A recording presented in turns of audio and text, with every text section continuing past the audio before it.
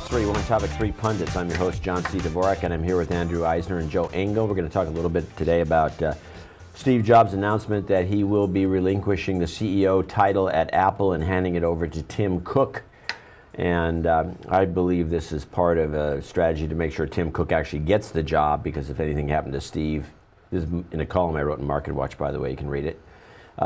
I believe that because if anything happened to Steve and Tim was the acting CEO, the first thing that would happen is there'd be a board meeting, and then the next thing you know, he'd be out because somebody's buddy needs the job.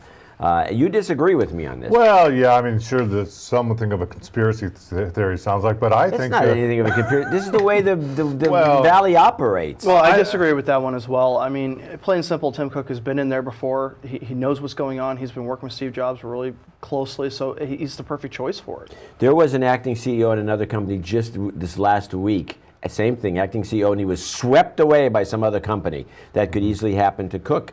Why would he have the title acting CEO if he's doing all the real work? Well, I mean, he was only filling in for Steve Jobs when he was sick. He was filling in since January. Oh. Well, yeah, but I mean, he was out on medical leave. I mean, so you think that?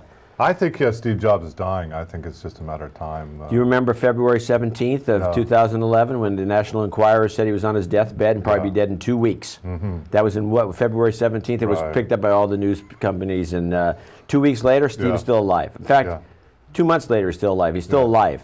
Okay, he's still alive, but I don't think he has long to live. And you know what's interesting is that I hear from people down in Cupertino that the media trucks, you know, with the telescoping antennas are already circling, you know, it's like vultures. They're vultures circling Cupertino, round and around. Well, this is, and I mean, you know, if Steve Jobs does die, there'll be like a worldwide day of mourning. I mean, this guy is just being deified, and he's revered, and rightfully so for a lot of reasons. But it doesn't look good. I mean, and I don't think Tim Cook is really, you know, Steve surrounded himself with some very brilliant people, but you don't think Cook is up for the job?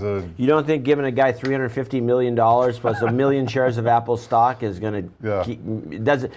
Those elements don't make you a genius? But there are COOs and CEOs. I mean, an OO is an operations guy. He's not a visionary guy. Yeah, he's a nuts and bolts guy. Yeah, and just like actually, it's rare. Well, it's not totally rare. A lot of them do become CEOs, but generally speaking, that's a specialty. Yeah, that's right. And he'll be able to, you know, make sure the monument, the satellite, whatever they're calling it, the donut building. The donut building. Yeah, I love that. Mothership. The mothership. The mothership. I mean, he'll do a very good job of overseeing, you know, the building of that facility, but I don't think he's got the same vision. Well, I think for the next 5 years at least, I think Apple's fine for the next 5 years. I mean, because they already got their product plan, they know what they're doing there over the next couple of years.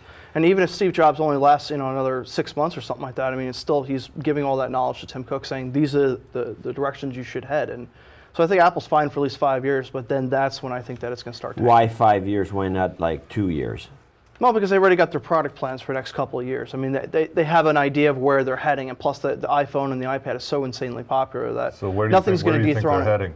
Yeah, where are they heading? Well, I mean, you know, there's going to be a new iPhone, a new iPad. They're going to keep same old.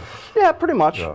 I mean, they're going to continue going down the path. Are you going to stop being an Apple? Did you, or will you ever stop being a pure 100% dedicated, without question, unveering Apple fanboy? If something better comes along, yes. So you're not going to do anything to even do. Wait a minute. I heard you bought an Android phone. Yes, I did, for development, actually. It was funny because it was the week before. Yeah, it was the week before this announcement, and then as the announcement came out, I'm like, oh, I got an Android in my pocket. Maybe it's your fault. Yeah. Maybe. Well, it's like the tide is turning. Well, every single time, like the Daily Show, every time they go on a hiatus, then all this crazy news pops up. We went out for 2 weeks, and all this crazy news pops up. Yeah. So we're like the Daily Show of tech. So you're not really the fanboy you once were. No, I'm still a fanboy. I'm still a huge fanboy. Okay. Apple's awesome. I like the way that fanboys. Yeah. It's so convenient. Yeah. It's funny because Microsoft used to have their employees used to be proud of them being big bullies, big monopolists. Right. Now they cower. It's not the same company. All right. Well, we'll see what happens in the weeks ahead with the changes at Apple. You've been watching X3.